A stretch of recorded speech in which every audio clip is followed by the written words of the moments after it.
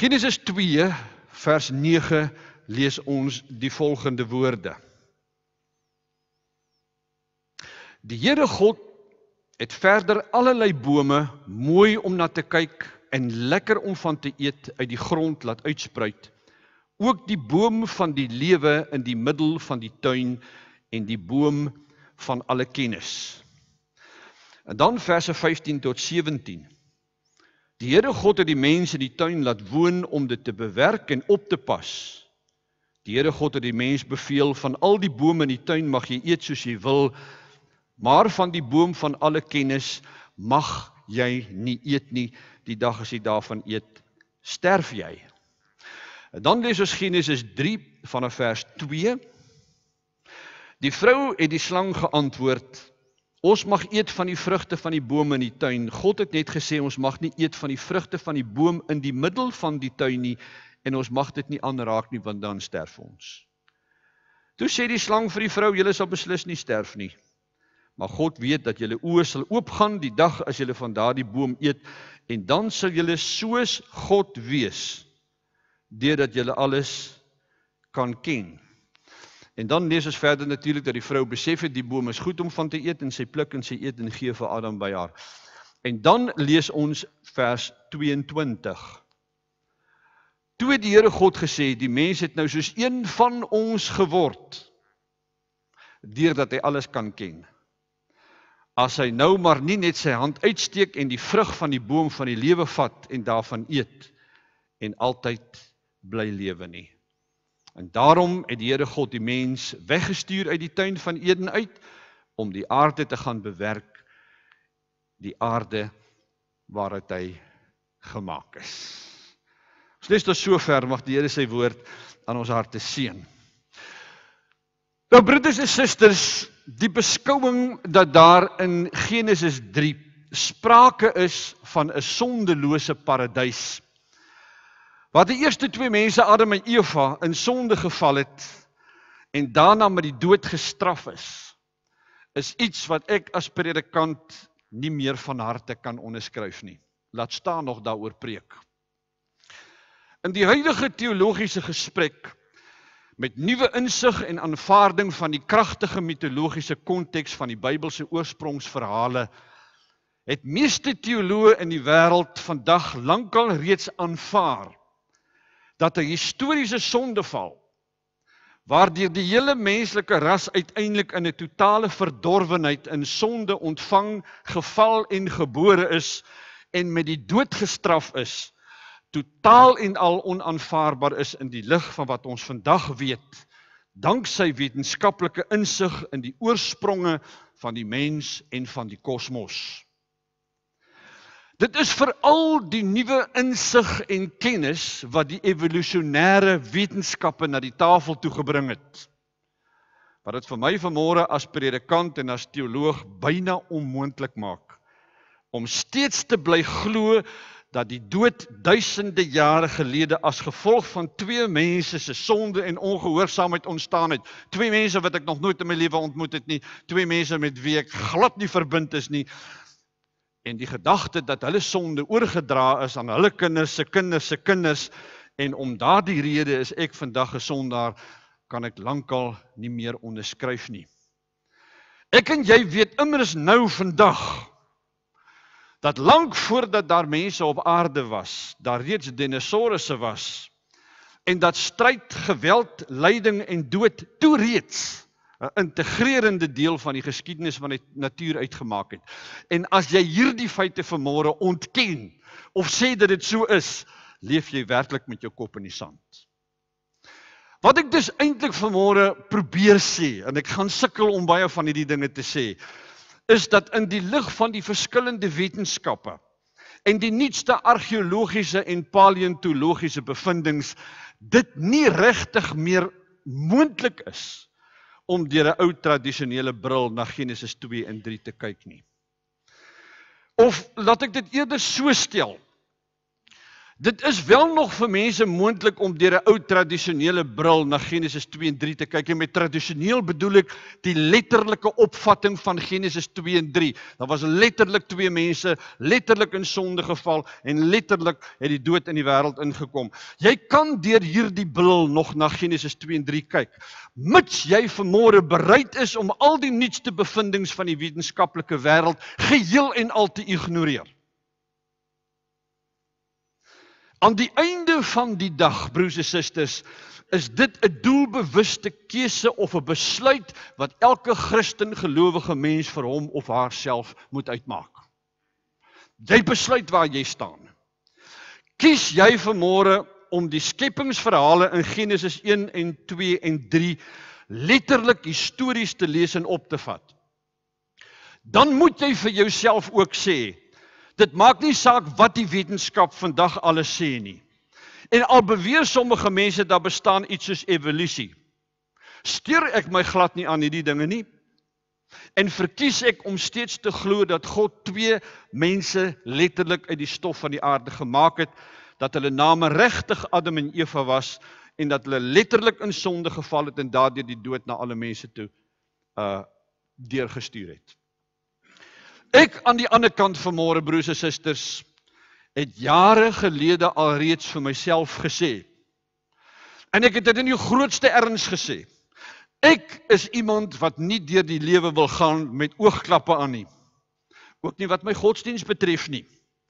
Daar is baie mense wat met oogklappe so deur die lewe gaan en wat hulle godsdienst betref nie oortuigbaar van niks is nie.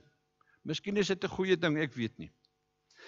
Maar om hierdie rede het ek doelbewus gekies om kennis te neem en om altyd op hoogte te bly van die nuutste wetenskaplike navorsing wat op alle terreine gedoen word. Want in die proses, broers en susters, en as ek terugkyk op my lewe, dan kan ek dit beamoen vanmôre, het dit my insig verbreed, my verstaanshorisonne uitgeskuif, ook wat my verstaan van die Bybel betref. Ek kyk na die Bybel totaal anders as toe ek op kweekskool gesit het. Jy vind jou vanmôre dus aan een of ander kant van hierdie spektrum, of die tradisionele kant, of die kant wat ook die alternatiewe sienings toelaat.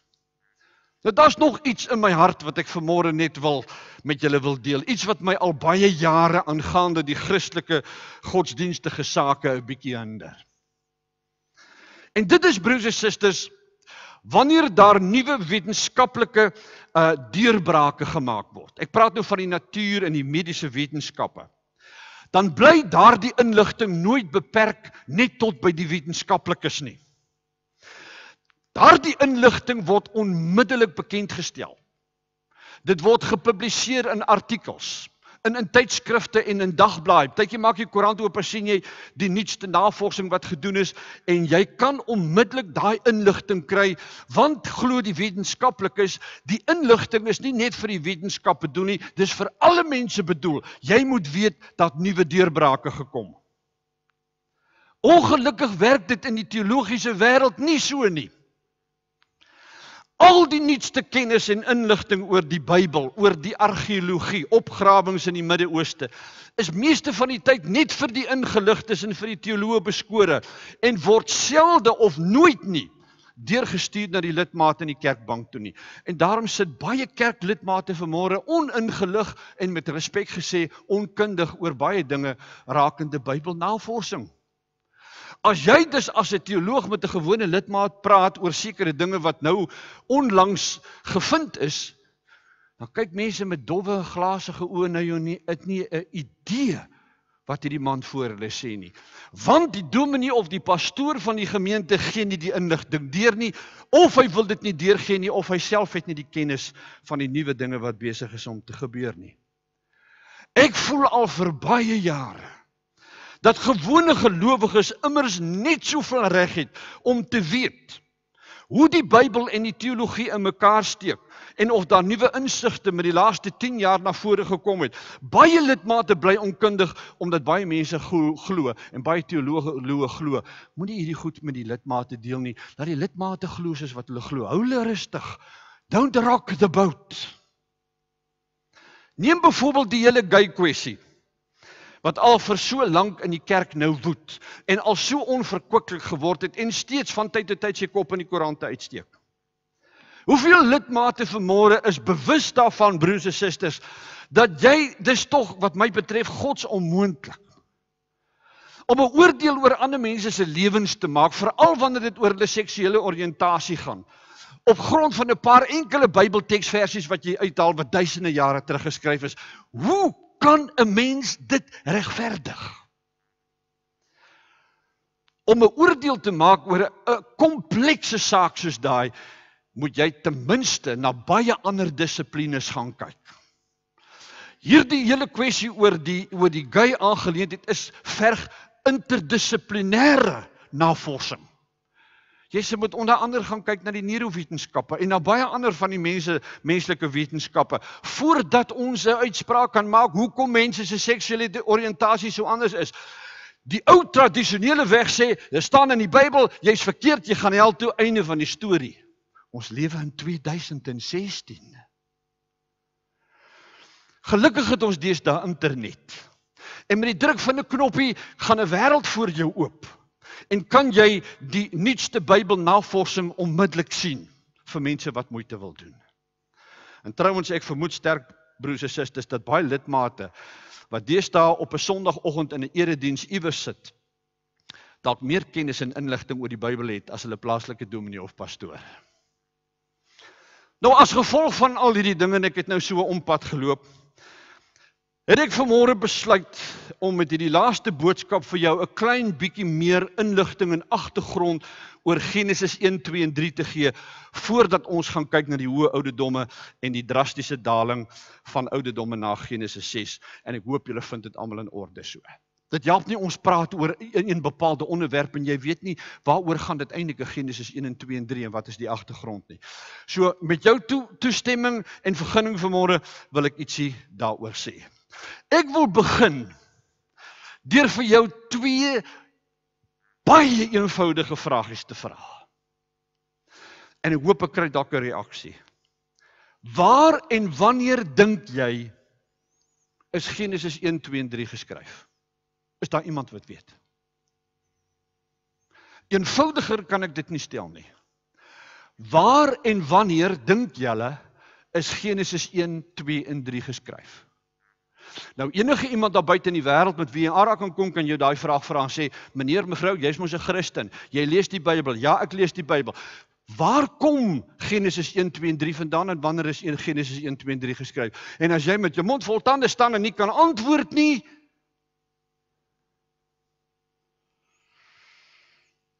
dink vir 'n oomblik oor die vraag na. Jy mag dalk miskien vanmôre daar waar jy sit met 'n teenantwoord kom en sê, of 'n teenvraag, is dit hoegenaamd belangrik om hierdie dinge te weet, dominee? Moet 'n mens nie maar die Bybel sommer net oopmaak en lees en glo wat daarin staan en maak hom toe nie? Jy kan natuurlik die Bybel so lees, ek het dit vanmôre vir jou dit so uitgespel.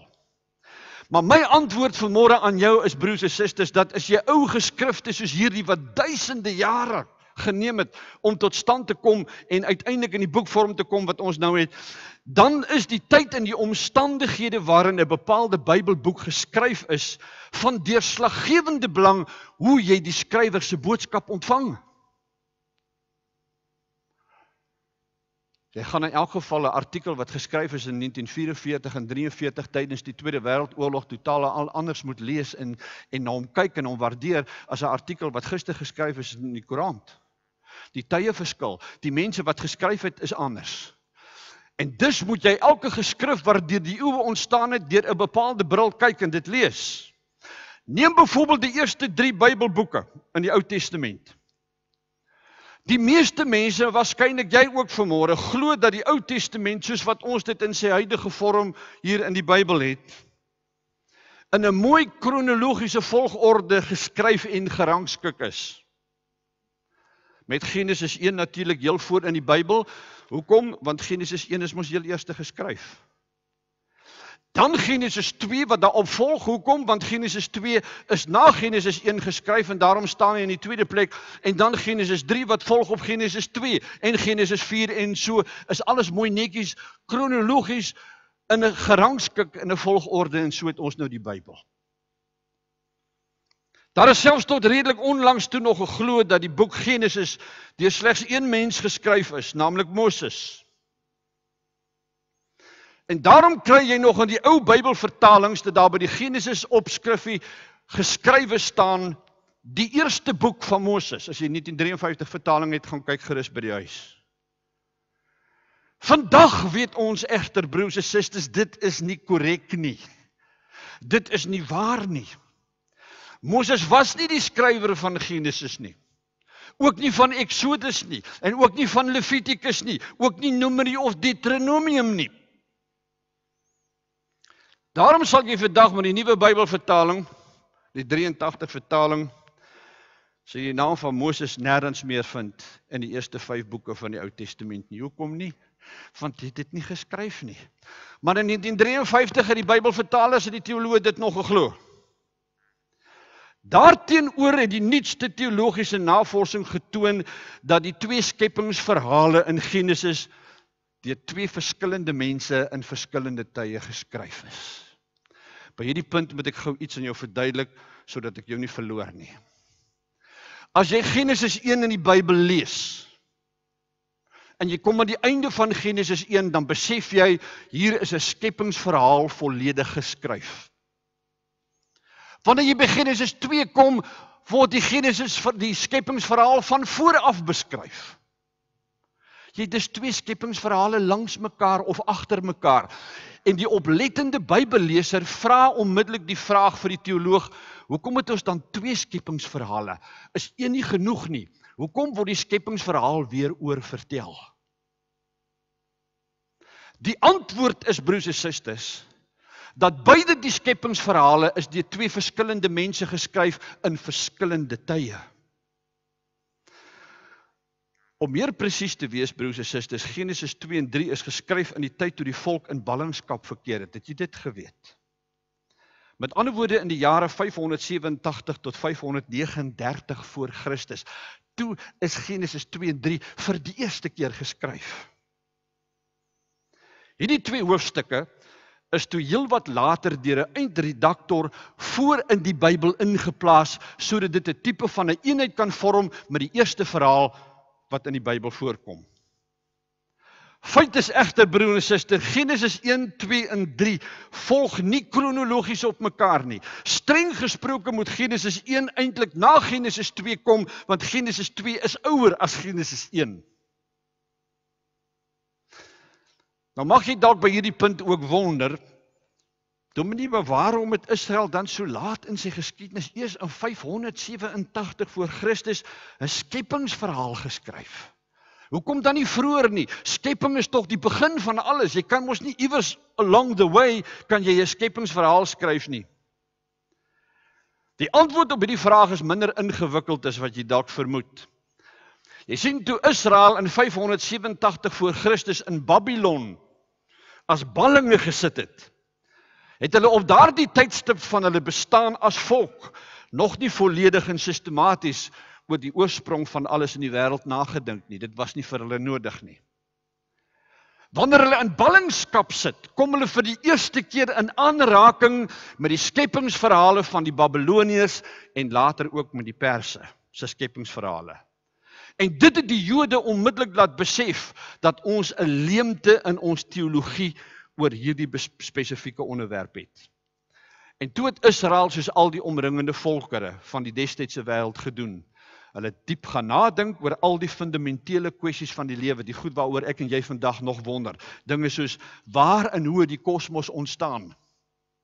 Hoekom is die mens geneig tot goed en kwaad? Hoekom is daar nie net goed in die mens nie? Waar kom die kwaad vandaan? Waar kom die boosheid vandaan? Hoekom is daar so baie pyn en lyding in die wêreld? En wie is vir die pyn en lyding verantwoordelik? Dis die vraag waaroor die Israeliete wonder terwyl hulle in ballingskap sit. Dan is daar mense wat dit neerskryf, die perkamentrolle oprol en wanneer hulle in 539 voor Christus deur Kores gevra word of toegang gegee word om terug te gaan om Jerusalem te herbou, vat hulle die perkamentrolle met hulle saam. By hierdie punt behoort dit nou vir jou redelik duidelik te wees dat die skrywers van Genesis 1, 2 en 3 nooit bedoel het om 'n presiese en 'n histories betroubare beskrywing van die ontstaan van die heelal en van die mens te bied nie. Dit gaan in hierdie eerste 3 hoofstukke van die Bybel eerder oor Israel as 'n geloofsgemeenskap wat antwoorde gesoek het op hulle diepste en tergendste vrae. Vrae soos: wie het geskep? Hulle sit in Babylon in ballingskap en hulle hoor die skepingsverhaal van Babylon en dat die Babiloniërs sê die man daarbo wat geskep het, sy naam is Marduk. En die Israeliete sê vir hulle self, maar dit kan nie wees nie. Ons God wat ons aanbid, wat ons deur die woestyn gevat het, wat ons uit Egipte uitgelei het, hy het geskep. Dis die God van Israel. Ons moet dit neerskryf sodat ons kinders se kinders dit duidelik kan weet. Waar kom die mens vandaan? So vra die Israeliete in ballingskap. Hoekom is daar soveel boosheid in die wêreld? Hoekom sit ons nou waar ons sit in soveel ellende? Jerusalem se mure lê om. Hoekom het dit gebeur? Waar kom al hierdie dinge vandaan? Waarom bring 'n vrou met soveel pyn kinders in die lewe? Ensovoorts, ensovoorts. Dis die vraag wat by die Israeliete opkom. Tussen hakies, broers en susters, jy weet natuurlik vanmôre waarom Adam en Eva nie die eerste 2 historiese mense op aarde kon gewees het nie. Is daar iemand wat weet? Vir die eenvoudige rede, broers en susters, dat Israel was een van die jongste volke, die jongste kulture en die jongste godsdiens in die antieke wêreld. Israel het baie laat ontstaan as 'n volk en as 'n godsdiens. Onthou, Israel het nog in Egipte land gesit, toe was hulle nie 'n volk nie. Toe het hulle nog basies geen godsdiens gehad nie. Wanneer Moses na hulle toe kom en sê, die God van Abraham, Isak en Jakob het gesê, ek moet julle uit van die verhale, wie is die God wat jy van praat? Hulle het nie idee gehad nie. Nog lank voordat daar 'n Israel was daar al 'n Babylon. Lang voordat Israel was daar al Egipte. Lang voordat Israel was daar al 'n Persië. Selfs die Chinese kultuur en godsdienst, sover my kennis strek, gaan verder terug in die geskiedenis as die Jodese. Hoe kan die eerste 2 mense op aarde 2 Joodjies gewees het?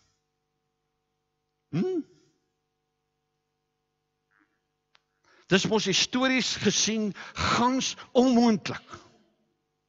Streng gesproke moet ons vir mekaar vanmôre sê, moes die eerste 2 mense op aarde dalk eerder 2 Egiptenare of 2 Babiloniërs of dalk 2 Chinese gewees het, maar nie 2 Jode nie. Maar ek reken genoeg eers van agtergrond. Ek dink julle kry die idee van hoe mense, teoloë en wetenskaplikes dink oor die geskrifte. Nie om die geskrifte uitmekaar te trek nie, maar om juis meer duidelikheid te kry van wat het ons in hierdie eeuoue geskrifte.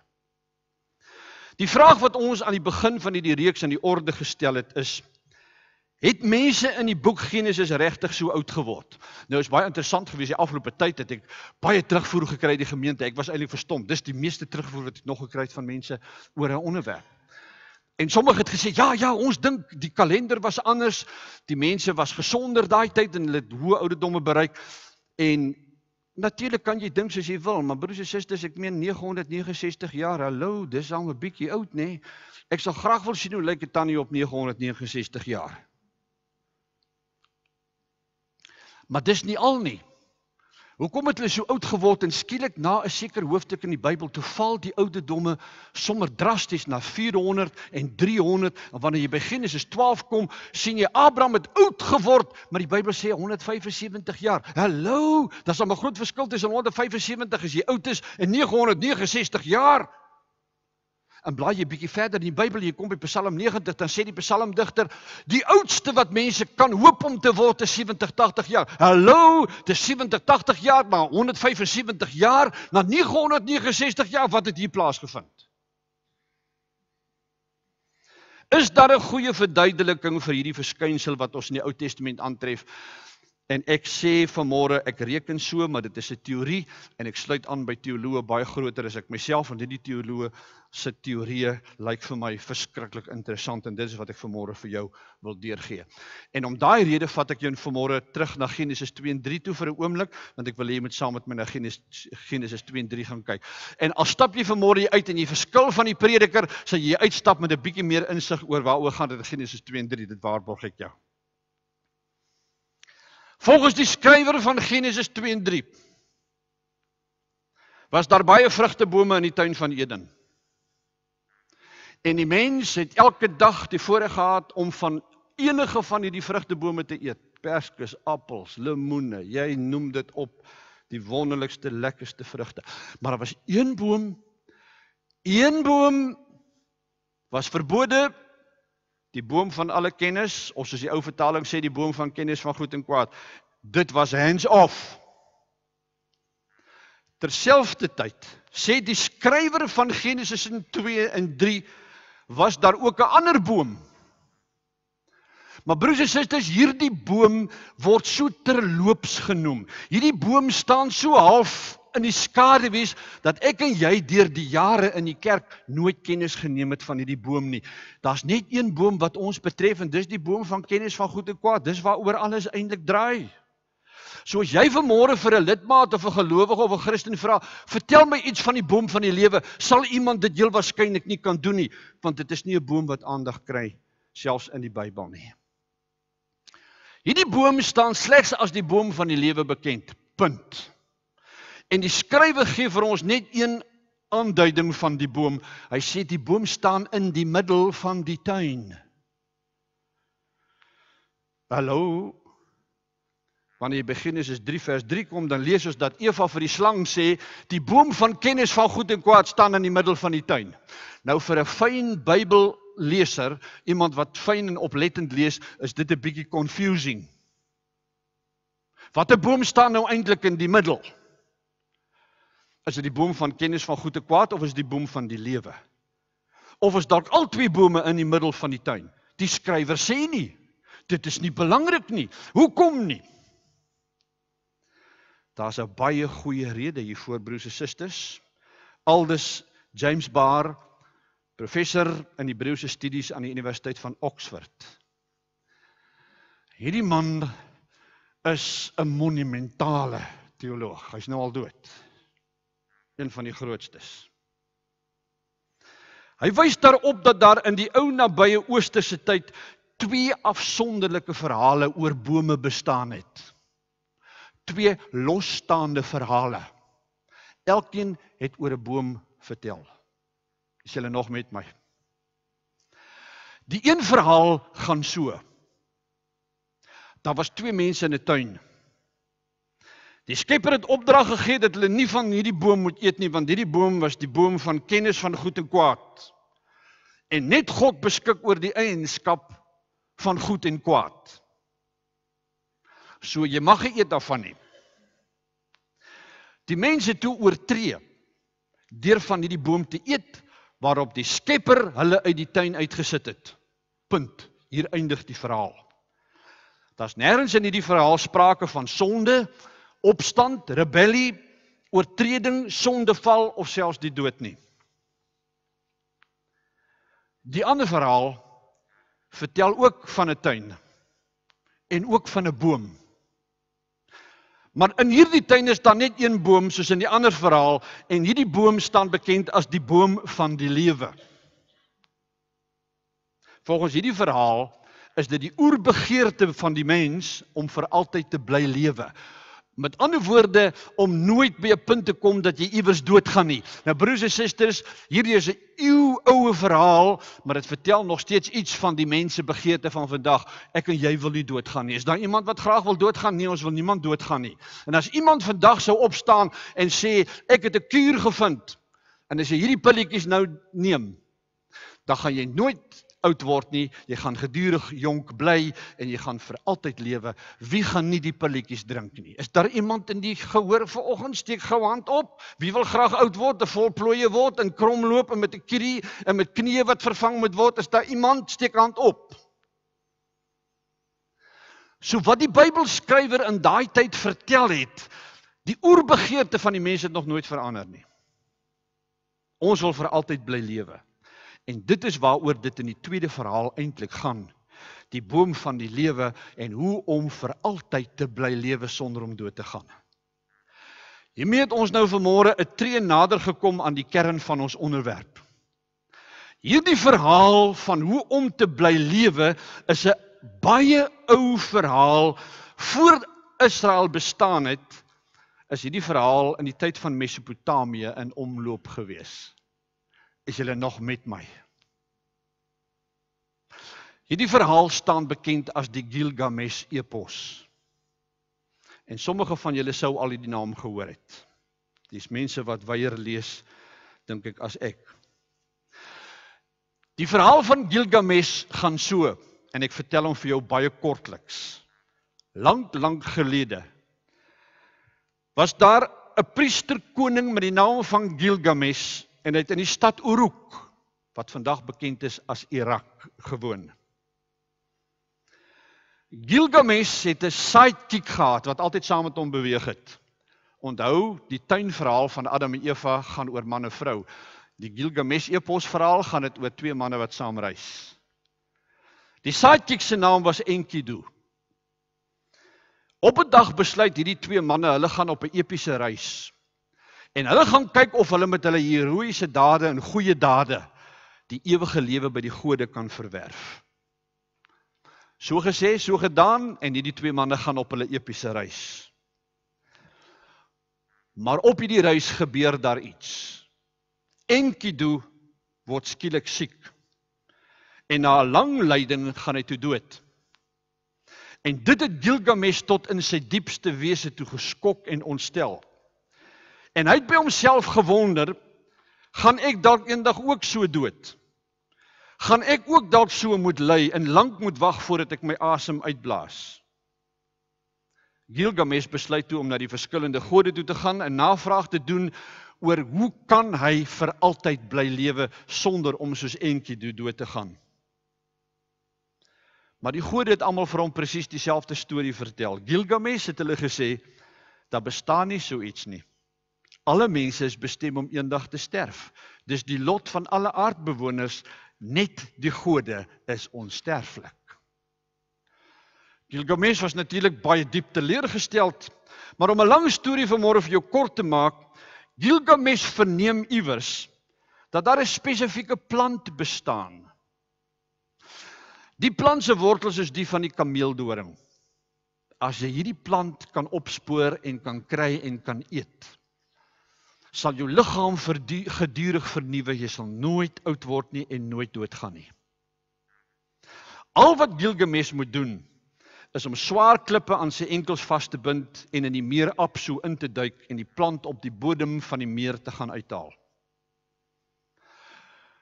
Onnodig om te sê, Gilgamesh het dit gedoen, ingeduik en die plant van die lewe gevind en in sy hand vasgehou.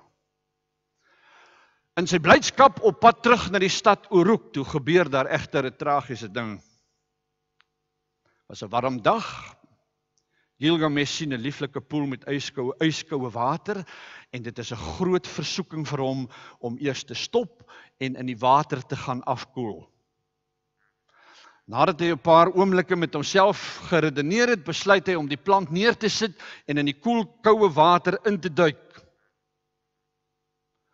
Maar naby aan hierdie poelwater, so gaan die verhaal, het die gevaar agter die plante en die struike in die plante groei geskuil. Die slang kry die geur van die plant, seil nader, vat die plant en seil weg. En so het die arme Gilgamesh sy kans om vir altyd te lewe deur sy vingers laat glip. Hierdie storie, broers en susters, is aan die meeste teoloë wat hulle sout werd is in die wêreld bekend. En wat 'n storie! Nie sommer net 'n storie nie, 'n storie met 'n slang in. En dan moet jy onthou dat in die ou nabye ooste, in die tyd waarin Jesus geleef het, in die tyd waarin Moses geleef het, en Abraham en Isak en Jakob geleef het, die slang 'n belangrike rol gespeel. Hier kom die punte nou by mekaar. Volgens professor James Barr was die Bybelskrywer van Genesis 2 en 3 deeglik met hierdie Mesopotamiese verhaal vertroud. En terwyl hy besig is om sy skepingsverhaal te skryf, die verhaal van die tuin, waarvan die boom van kennis van goed en kwaad bestaan het, neem hy die Mesopotamiese verhaal en voeg dit in by sy bestaande verhaal. En daarom het jy nou 2 bome in plaas van 1 boom. Daarom behoort ons eintlik volgens die teorie van die teoloë Genesis 3 soos volg te lees. Daar was 2 mense in die tuin van Eden. Hulle was nie perfek, sondeloos of onsterflik nie. Maar hulle was gelukkig want hulle het naby aan God geleef, so naby soos wat geen mens nog ooit geleef het nie. Daar was egter 1 boom waarvoor hulle nie mag geëet het nie, die boom van die kennis van goed en kwaad. Die Skepper het gesê, moenie daaraan vat nie. In dieselfde tuin was daar egter 'n slang, 'n baie uitgeslaapte dier. En hy het vir die vrou gesê, eet gerus van die boom se vrugte, want as julle daarvan eet, sal julle soos God word deur alles te ken. Die vrou het al laat ompraat, en sien daar, alles het toe uitgedraai presies net soos die slang gesê het. Die mens het daarna 'n algehele ontwaking beleef. Daar was nie 'n sondeval nie, broers en susters, dit was 'n ontwaking. Die mens kan nou vir die eerste keer onderskei wat is reg en verkeerd, tussen goed en kwaad. Dit is 'n selfbewussyn wat ontwikkel het, wat nooit by die dier ontwikkel het nie. En daarom is ek en jy en die dier vandag nie op dieselfde vlak nie. Die dier kan nie onderskei tussen goed en kwaad nie. Maar ek en jy kan onderskei tussen goed en kwaad. En in daai opsig is ons 'n graadverskil anders as die diere wat God gemaak het. Deur van die boom van kennis van goed en kwaad te eet, luister mooi, het die mens die een eienskap ontvang wat aan God behoort, naamlik om te kan onderskei tussen goed en kwaad. Die mens is vir sy ongehoorsaamheid gestraf. En nou omdat die mens die kennis het tussen goed en kwaad en die een eienskap het om soos God te wees, het die gevaar geskuil dat die mens van die ander boom ook sal eet en nou vir altyd en vir ewig sal leef. En dit kon God nie toelaat nie. Daarom het God die mens en sy vrou uit die tuin gestuur. En broers en susters, dit was vir my 'n ontdekking na soveel jare wat ek in die teologie staan. Mens besef dit net nie so nie. Ons reken, God het die mens uit die tuin uitgestuur omdat hy sonde gepleeg het en geëet het van die boom van kennis van goed en kwaad. Gaan kyk weer mooi na jou Bybel. Die mens word uit die tuin uitgestuur, nie oor sonde of 'n sondeval nie, maar omdat die gevaar bestaan dat hy nou van die boom van die lewe kan eet en dus in die proses die tweede eienskap van God kan bekom, naamlik om onsterflik te wees. En daar het jy die hele storie van ouderdomme. Dit gaan in Genesis 3 nie soos wat oor in die algemeen aanvaar word 'n sondeval nie. Dit gaan daaroor dat die mens so gevat het aan die moontlikheid om vir altyd te bly lewe en sodoende volkome aan God gelyk te word. Jy sien broers en susters, in Oud-Israel het die geloof bestaan dat as iemand 1000 jaar oud geword het jy outomaties oorgegaan in 'n ander dimensie. Jy het nie verouder nie, jy het net aanhou bly leef. As jy 1000 jaar se verjaarsdag vier, stap jy outomaties in 'n ander dimensie in en jy bly leef vir altyd. Dit was die geloof in die tyd waarin Genesis 1, 2 en 3 en al die ou profete geskryf is. En nou maak dit die eerste keer die ouderdomme vir jou sin in die Ou Testament. Adam het al 'n muntige 930 jaar oud geword. Maar 70 jaar kort van 1000 jaar. Hy kon nie die ewige lewe kry nie. Hy het gevat daaraan, maar dit was hom nie beskore nie. Methuselah het nog ouer geword, 969 jaar, 31 jaar kort van 1000 jaar, om vir ewig te lewe. Hy het gevat daaraan, maar ook Methuselah het soos alle mense uiteindelik gesterf.